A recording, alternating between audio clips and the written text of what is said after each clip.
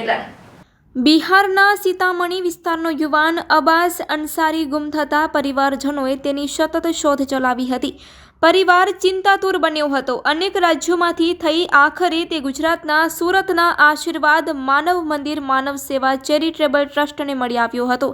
ત્યાંના સંચાલક શ્રી જયરામભાઈ ભગત અને કાર્યકરોએ તેની ખૂબ જ સારી સેવા કરી હતી।